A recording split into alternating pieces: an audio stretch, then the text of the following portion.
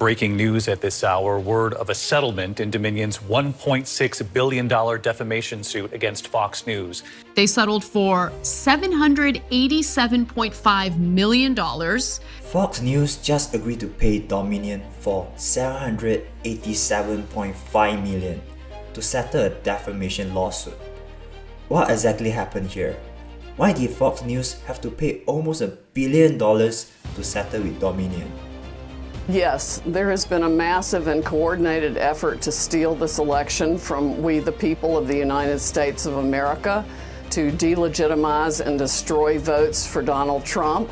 When Maria Bartiromo interviewed Sidney Powell on November 8, 2020 on Sunday Morning's Futures, Fox placed Dominion at the center of a wide-ranging and inherently implausible conspiracy theory designed to perpetuate the myth that Donald Trump and not Joe Biden legitimately won the 2020 presidential election. And conveniently for conspiracy theories, Dominion operated in most of the swing states. Sidney Powell is lying, Fox host Tucker Carlson says to his producer. Sidney Powell is a bit nuts. Sorry, but she is. From Laura Ingraham to Carlson and Sean Hannity. That whole narrative that Sidney were pushing, I didn't believe for a second, says Sean Hannity. Do you believe, since at least the time that Fox News called the election on November 7, that Joe Biden was legitimately elected as the President of the United States, correct? Yes, I believe that, says Susan Scott, the CEO of Fox News. Fox knew, from the top down, Fox knew that the Dominion stuff was complete BS. Yet, despite knowing the truth, Fox spread and endorsed these outrageous voter fraud claims about Dominion, even as it internally recognized the lies as crazy, absurd, and shockingly reckless. But why? Why did Fox News have to risk its reputation to spread this false narrative knowing that there is no evidence of fraud? Arizona, are you 100% sure of that call and when you made it and why did you make it? Absolutely. We made it after basically a half hour of debating. Is it time yet? Because it's been clear for a while that the former vice president is in the lead in Arizona and was most likely to win the state. It all started from the election day. On election day, Fox News was the first news outlet to declare Arizona for Biden. It was a call that infuriated its viewers, conservative activists, and White House, despite being known as the go-to news source for conservative-leaning Americans. Minutes later, the managing director for Fox News, Bill Salmon, received an angry phone call from White House chief Mark Meadows. And the thing is, it was not only the White House. Most of his viewers were furious.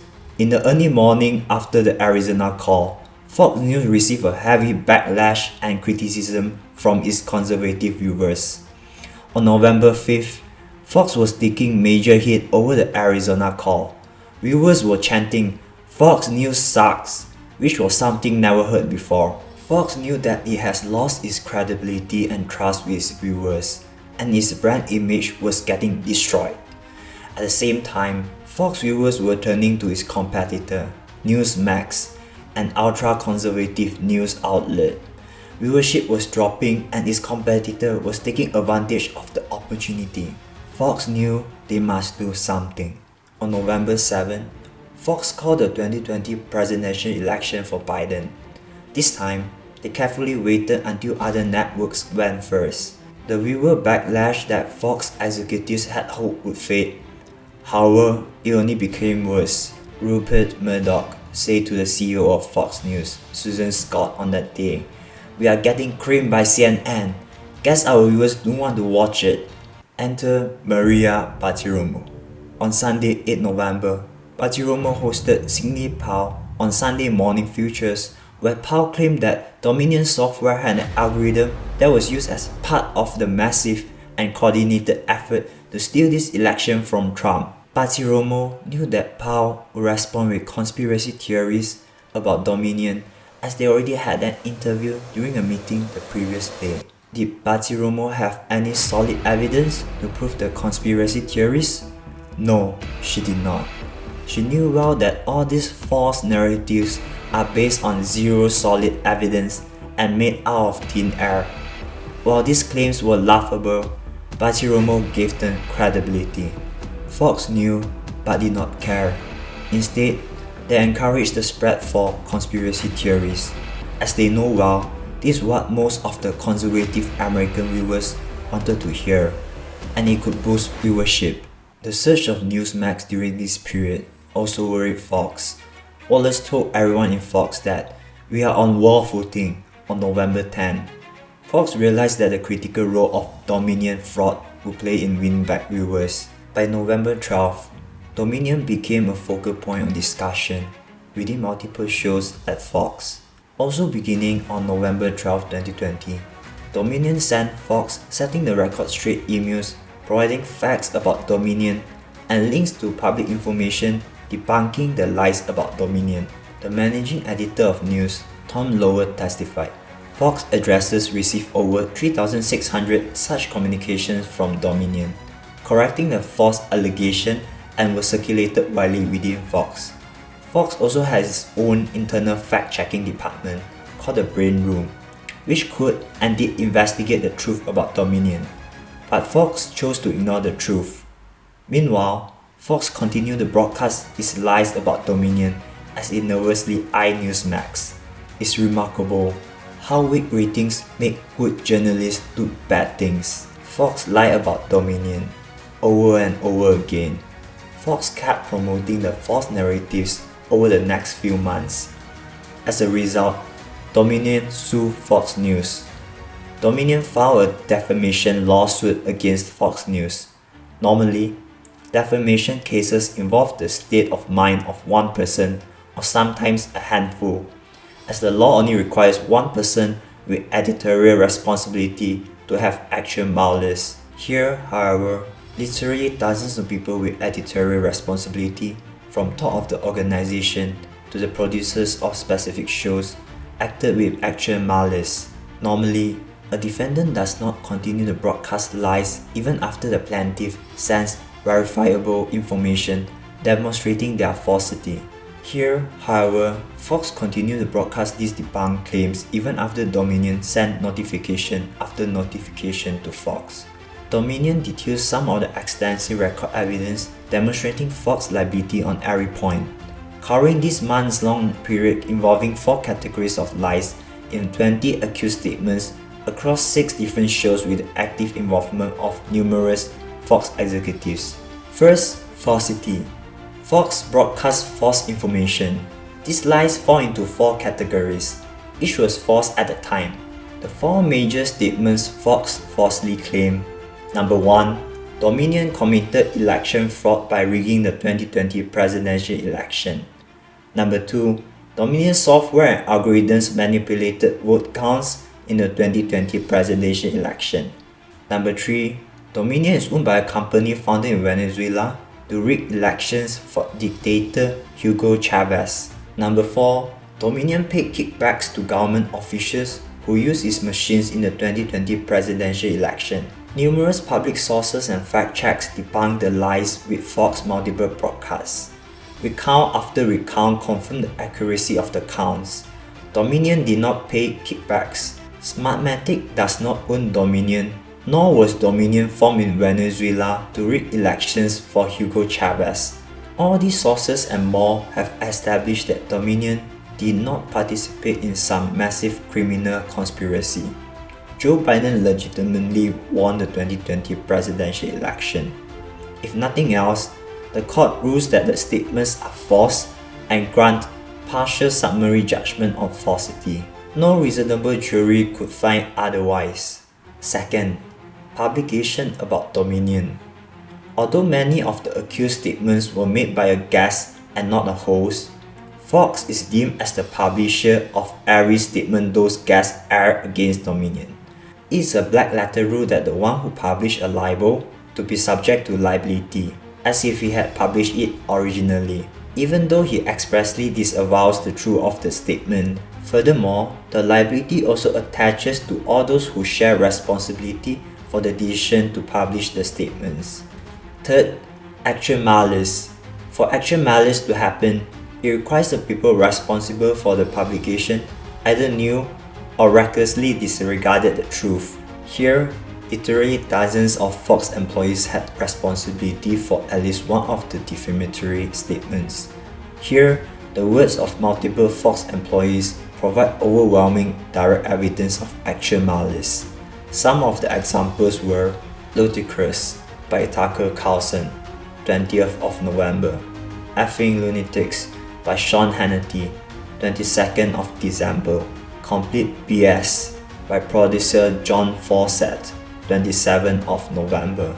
By the time Fox called the election on November 7, numerous Fox employees already knew that Joe Biden had legitimately prevailed over Donald Trump, and the charges against Dominion could not be true. As Fox chief political correspondent Brett Baier stated on November 5th, there is no evidence of fraud. None. Fourth, defamation per se. A statement is defamatory if it charges the plaintiff with a serious crime, or 2, tends to injure the plaintiff in her or his trade, business, or profession. Here, every statement is per se defamatory. Fox alleged Dominion massive frauds, criminal conspiracies, and illegal kickbacks. All of these go to the very core of Dominion's business. Broadcasters make decisions about what to air. While the platform comes with tremendous power, it also carries an obligation to tell the truth. Fox, one of the most influential news outlets in history, decided to use its megaphone to spread false narratives. It deceived millions of people and might have partially influenced the January 6 United States Capitol attack. We have a breach of the Capitol! Breach of the Capitol to the upper level! They were peaceful people. These were great people. The crowd was unbelievable. And I mentioned the word love. The love in the air. I've never seen anything like it.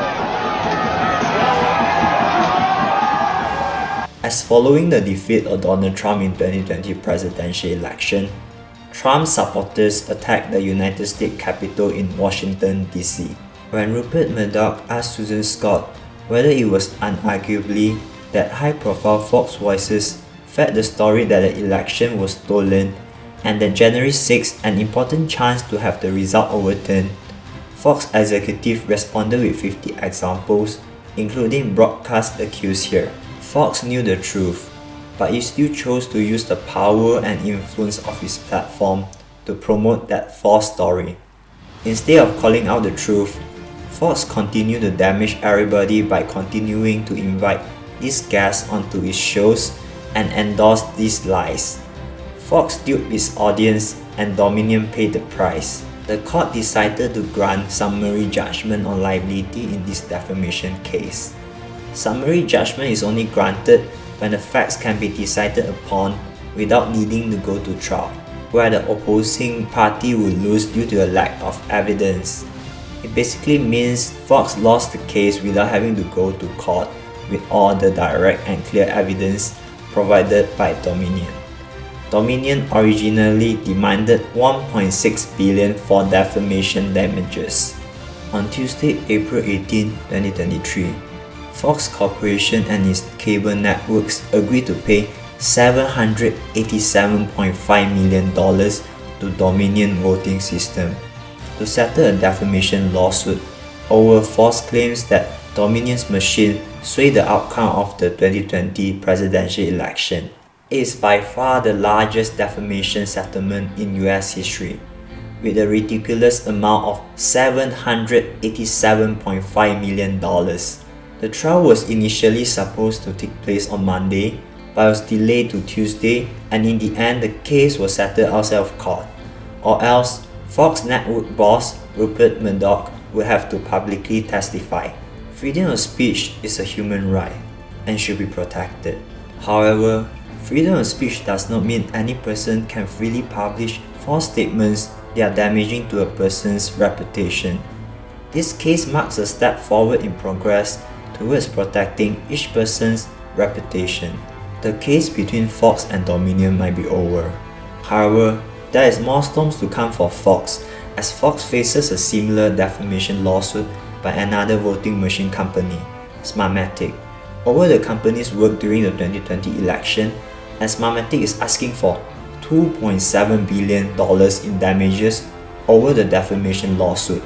As for Dominion, they also have pending defamation lawsuit related to false claims about the 2020 elections against Newsmax Media, One American News Network, former Trump lawyer Rudy Giuliani, attorney Sidney Powell, and others. There's more to come in the coming months.